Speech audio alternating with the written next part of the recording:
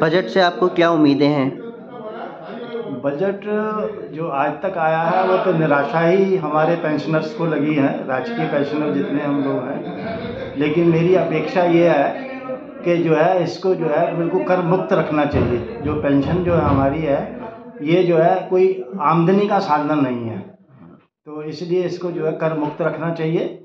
और दूसरे नंबर पे मेरा ये कहना है कि हाई कोर्ट ने 300A धारा के अंतर्गत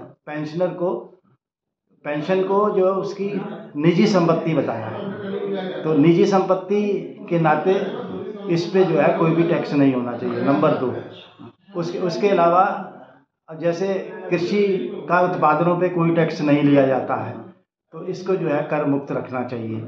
तीसरा, जनप्रतिनिधियों को कर मुक्त रख के या उनके एवज में सरकारें खुद भुगतान करती हैं, तो जो है ऐसा ही प्राविधान जो है हमारे पेंशनर्स के ऊपर भी होना चाहिए। विडंबना की स्थिति रहती है, 2.5 लाख से ऊपर की आय पर कर देना होता है और 5 लाख तक नहीं भी देना होता है। तो ये कैलकुलेशन का गेम है। कुल मिला के पहले 1000 रुपये भी टैक्स बनता था कम से कम, आज की डेट में 12,500 रुपये कम से कम कर बनता है, यदि आपका कर बनेगा तो इस तरीके की दुविधा को समाप्त किया जाएगा। और मैं उम्मीद करता हूं कि इस बार के बजट में जो 5 लाख की सीमा को रखा जाएगा, 5 लाख अगर आपकी टोटल आय है उससे कम में कर नहीं देना वाली व्यवस्था अब लागू हो जानी चाहिए, क्योंकि मध्यम वर्ग को इसकी बहुत ज़रूरत है। और जितने भी नौकरी पेशा लोग हैं उन्होंने इसकी बहुत ज़रूरत महसूस की है। खासकर कोरोना के बाद जो रोज़गार में और व्यवसाय में सामान्यतः थोड़ा सा गिरावट महसूस की गई है, उसका असर डॉलर और रुपये की कीमतों में और तेल की कीमतों में भी देखा गया है। तो हम वित्त मंत्री महोदय से अनुरोध करेंगे कि इस बार कर की सीमा को 5 लाख तक कर ही दिया जाए।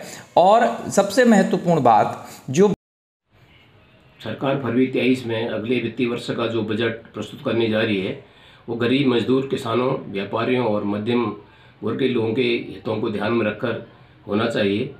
चरम सीमा पर पहुंच चुकी महंगाई पर अंकुश लगाने संबंधी बजट भी इसके साथ ही पेश होना चाहिए।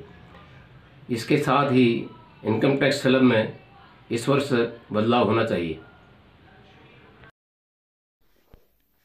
इस बजट सत्र में हम किसानों की ये उम्मीद है कि भारत सरकार द्वारा कृषि के सभी यंत्रों पे जो GST लागू हुआ है उसे समाप्त की जा सकती है और सम्मान निधि, किसान सम्मान निधि में भी बढ़ोतरी हो सकती है और ट्यूबवेल कनेक्शन के बिल में भी कमी की जा सकती है।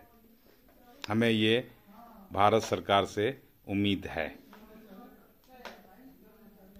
मैं डॉक्टर नासिर हुसैन, काशीपुर, उत्तराखंड से। जैसे कि केंद्र सरकार बजट पेश करने जा रही है और माननीय मुख्यमंत्री माननीय मोदी जी बहुत अच्छा कार्य कर रहे हैं। और जैसे कि महंगाई को लेकर के जनता परेशान है, आम जनता महंगाई से जूझ रही है। जैसे कि आटा हो गया, चावल हो गया, गेहूं हो गया और आपका गैस हो गया, इसको लेकर के जनता बहुत परेशान है। माननीय प्रधानमंत्री जी से निवेदन है कि वो ऐसा बजट पेश करें जो आम जनता को भी उसमें लाभ मिल सके। और बाकी तो बहुत अच्छा कार्य कर रहे हैं, सभी खेत में काम कर रहे हैं मोदी जी। केंद्र सरकार से हमें बहुत उम्मीदें हैं और बढ़िया ही बजट पेश होगा, ये सबकी जनता की उम्मीद है मोदी जी से कि सबका ध्यान रखते हुए, आम जनता का ध्यान रखते हुए बजट पेश करें। और महंगाई को देखते हुए, क्योंकि महंगाई बहुत हो गई है हर चीज़ पे, उस पर कंट्रोल होना बहुत ज़रूरी है, उसी हिसाब से बजट पेश करें। और मैं ये कहना चाहूँगा कि बस आम जनता के ध्यान को रखते हुए बजट पेश करें। जहाँ तक मेरा मानना है, मध्यम वर्ग और निम्न वर्ग को ध्यान में रखते हुए होना चाहिए। और इधर जो कर्मचारी हैं और जो पेंशन भोगी हैं, कई समय से बजट में जो है उनके लिए कोई विशेष प्रावधान नहीं किए गए हैं। वो 2.5 लाख की लिमिट जो थी वो अभी भी बनी हुई है 5 साल पहले से। और जबकि आजकल एक 4th क्लास भी 2.5 लाख क्या वो 5 लाख के लगभग 4-5 लाख रुपया सैलरी लेता है। तो उसमें उम्मीद लोग कर रहे हैं, नौकरी पेशा लोग, कि इस बजट में हमें ज़रूर कुछ न कुछ लाभ दिया जाएगा। मैं बच्ची सिंह रावत ग्राम विकास विभाग से डिस्ट्रिक्ट अकाउंटेंट के पद से सेवानिवृत्त हुआ हूँ। वर्तमान में जो बजट पास होने जा रहा है, इसमें मेरा अपना मंतव्य है कि सबसे पहले कृषि का बजट सही होना चाहिए, जिससे किसानों को आर्थिक लाभ मिल सके और सारे देश और राज्य के नागरिकों की और अन्न धन्य की पूर्ति हो सके। और दूसरा है सुरक्षा, देश की सुरक्षा नितांत आवश्यक है। इस सुरक्षा में पुलिसकर्मी हों चाहे हमारे सैनिक हों, उनके लिए अच्छी व्यवस्था होनी चाहिए, जिससे सुरक्षित हमारा देश सुरक्षित रह सके। स्वास्थ्य के संबंध में हमारा देश और राज्य में स्वास्थ्य व्यवस्था बिल्कुल सरमरा गई है।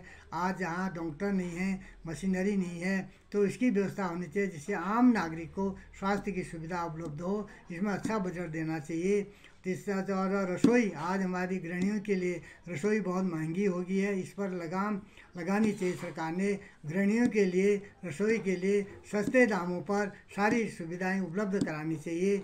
अतः वरिष्ठ नागरिकों के लिए 5 लाख तक के लिए इनकम टैक्स की छूट होनी चाहिए। आम बजट में सारे आम नागरिक के लिए सारी सुविधाएं होनी चाहिए, जिससे कि हमारा देश अच्छा चल सके, सारी व्यवस्थाएं दुरुस्त रह सके। राज्य में हर प्रत्येक परिवार से प्रत्येक व्यक्ति को जो है रोजगार की सुविधाएं उपलब्ध होना चाहिए। सरकार ने इसके लिए भी बजट रखना चाहिए, और ताकि हर व्यक्ति को रोजगार मिल सके, वो अपना और अपने देश के अपने राज्य की सुरक्षा कर सके। सर, बजट के बारे में मतलब ऐसा ध्यान में रखना चाहिए हमारी सरकार को कि हर वर्ग के लोगों के हित को ध्यान में रखते हुए बजट बनाना चाहिए। जैसे हमारे कृषि संबंधित हो गया, सारी जमीनें बंजर पड़ी हुई हैं, इतने हमारे अनाज की इतनी डिमांड है और सारी जमीनें बंजर पड़ के पलायन हो रहा है, उस पर कृषि पे आधारित बजट होना चाहिए। जो हमारी स्वयं सहायता समूह गांव में हमारी महिलाएं काम कर रही हैं, खेती का जैसे पशुओं का, उनके पक्ष में अगर बजट अच्छा सा हो तो उन महिलाओं को भी काम करने का मन करेगा। कृषि के आधारित पे काम करेंगे वो लोग। सभी वर्ग पे ध्यान में रखते हुए हमारा बजट पास होना चाहिए, जो कि सबका हित हो जिसमें। डाउनलोड करें अमर उजाला ऐप और पाएं खबरें लगातार। अगर आप ये वीडियो YouTube पर देख रहे हैं तो हमारे चैनल को सब्सक्राइब करें और बेल आइकन को दबाना ना भूलें। अगर आप Facebook पर ये वीडियो देख रहे हैं तो हमारे पेज को लाइक करें।